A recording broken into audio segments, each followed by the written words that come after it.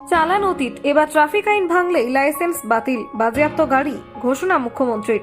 আমাদের ভারতবর্ষে ট্রাফিক নিয়ে নানান ধরনের নিয়ম বলা আছে, আর এই নিয়মগুলো যদি কেউ লঙ্ঘন করার চেষ্টাও করে তাহলে সেই ব্যক্তির অবস্থা খুবই শোচনীয় হয়ে যায়।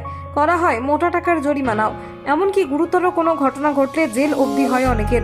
তবে এসব এখন অতীত, এবার আরও কড়া নিয়ম জারি করা হলো, যা শুনে বুক কেঁপে যেতে পারে আপনারও।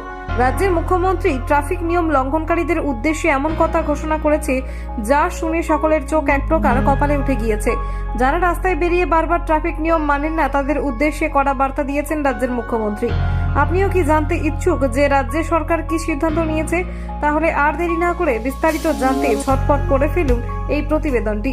আসলে ট্রাফিক নিয়ম নিয়ে এবার কড়া বার্তা দিয়েছেন উত্তরপ্রদেশের মুখ্যমন্ত্রী যোগী আদিত্যনাথ।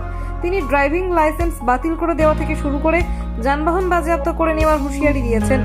সড়ক দুর্ঘটনায় মৃত্যুর হার কমাতে সরকার, প্রশাসন এবং জনসাধারণের একযোগে কাজ করার প্রয়োজনীয়তার উপর জোর দিয়ে মুখ্যমন্ত্রী যোগী আদিত্যনাথ শনিবার ট্রাফিক আইন অমান্যকারীদের বিরুদ্ধে কঠোর হওয়ার আহ্বান জানিয়েছেন।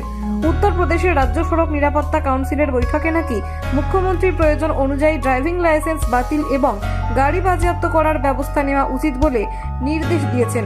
তিনি বলেন, প্রথমে সচেতনতা তৈরি করুন, যদি বারবার লঙ্ঘন হয় তবে ড্রাইভিং লাইসেন্স বাতিল করে দিন। তিনি বলেন, সড়ক দুর্ঘটনা ও দুর্ঘটনার কারণে অকাল মৃত্যু কমাতে সমন্বিত প্রচেষ্টা চালিয়ে যাচ্ছি। সড়ক দুর্ঘটনায় কারো অকাল মৃত্যু অত্যন্ত দুঃখজনক। এটি হ্রাস করতে আমাদের সচেতনতা, শিক্ষা প্রয়োগ এবং জরুরি যত্নের দিকে মনোনিবেশ করে একসাথে কাজ করতে হবে।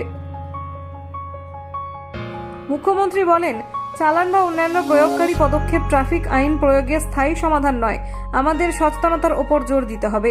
15 ডিসেম্বর থেকে 31 ডিসেম্বর পর্যন্ত সময়কালকে রোড সেফটি হিসেবে পালন করা উচিত।